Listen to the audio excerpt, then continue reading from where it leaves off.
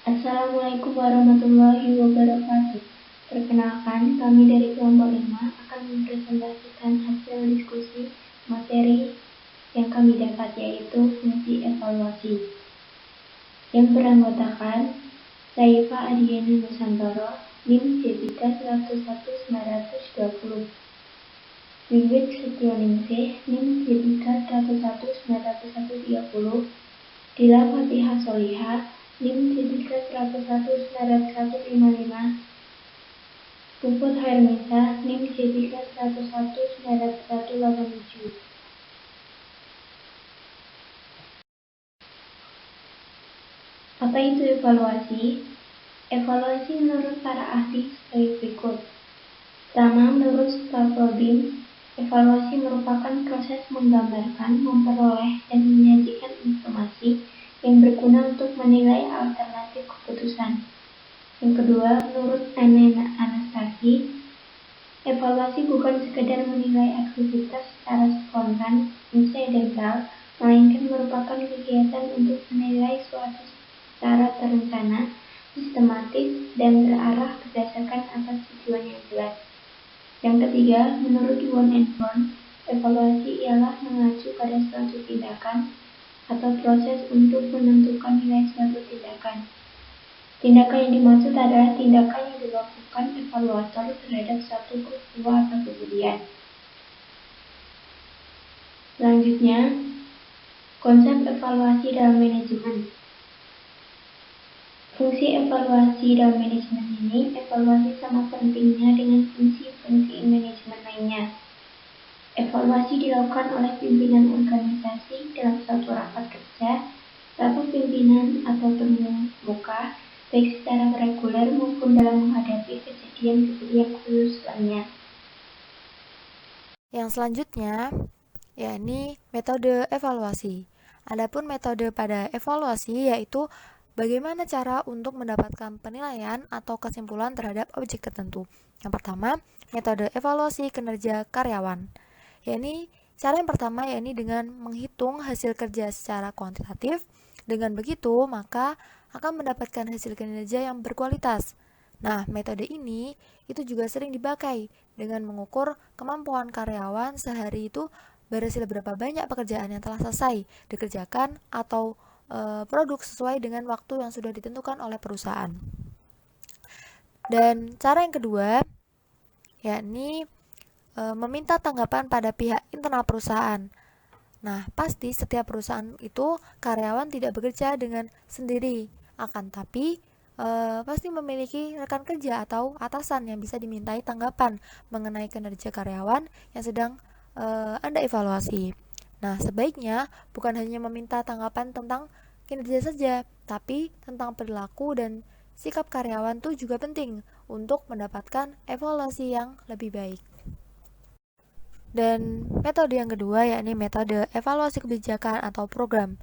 Nah, salah satu metode yang sering dijumpai yakni metode evaluasi pada kebijakan atau program ini, yaitu yang tujuan dari evaluasi ini supaya bisa mendapatkan program-program ataupun kebijakan yang layak dan dapat diterima oleh kalangan masyarakat dengan baik.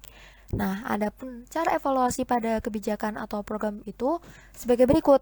Yang pertama, evaluasi kebijakan semu. Nah, kebijakan ini dilakukan demi mendapatkan data atau fakta yang dijamin dengan kebenarannya dengan menggunakan berbagai grafik, tabel, angka, dan analisis. Dan yang kedua yakni evaluasi kebijakan formal.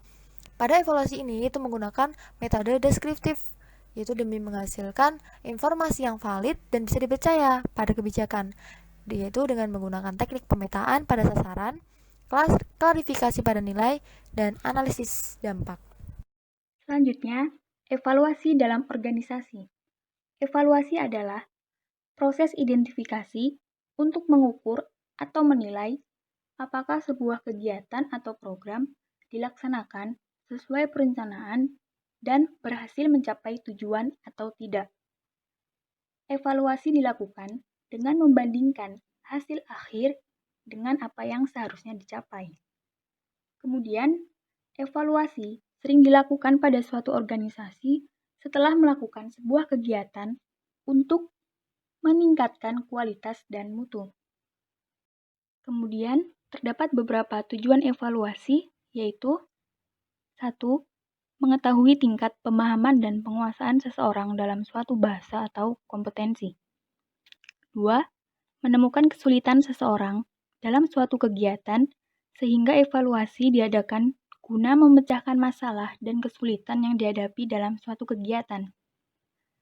Yang ketiga, memahami tingkat keefektifan suatu metode, cara, atau sumber daya yang terlibat dalam suatu kegiatan.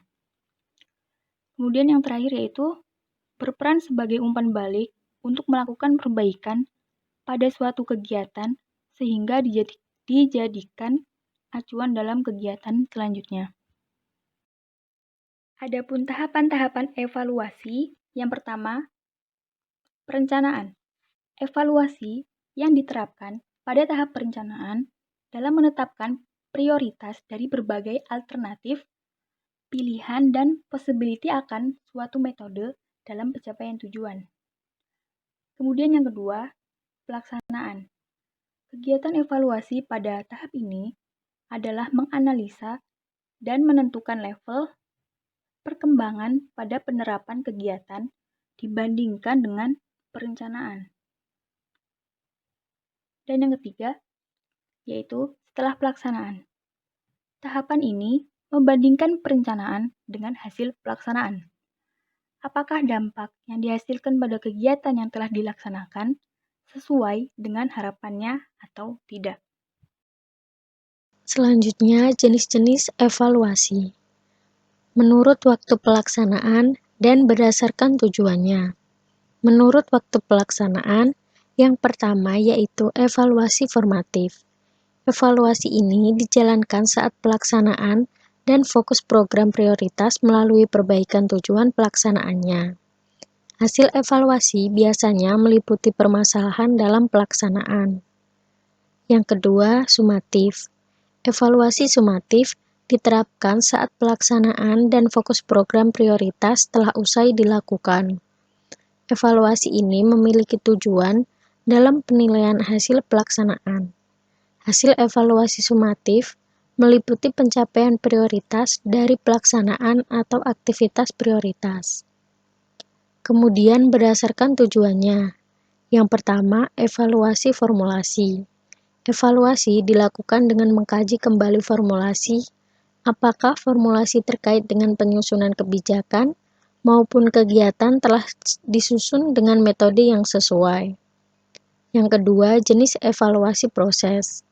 Evaluasi dilakukan untuk mengetahui apakah kegiatan prioritas sesuai dengan tujuan yang ditetapkan. Yang ketiga, kegiatan evaluasi biaya. Evaluasi ditujukan untuk mengetahui apakah biaya prioritas dalam rangka pencapaian tujuan telah ditetapkan. Yang keempat, evaluasi dampak. Mengkaji terkait pengaruh dan kebermanfaatan yang diberikan dari program prioritas yang telah disepakati sebelumnya. Fungsi evaluasi dalam organisasi kesehatan. Yang pertama, untuk memperbaiki perencanaan program kesehatan dan pelayanannya. Yang kedua, untuk meningkatkan efektivitas administrasi manajemen program kesehatan. Yang ketiga, untuk memperbaiki alokasi sumber daya, dana, dan manajemen saat ini serta di masa mendatang. Tanpa adanya evaluasi, akan terjadi pemborosan penggunaan sumber daya dan dana yang sebenarnya dapat dihemat penggunaannya untuk program yang lainnya. Yang keempat, untuk memberikan kepuasan kepada atasan, penyandang dana atau sponsor. Yang kelima, untuk menilai manfaat program kesehatan bagi masyarakat.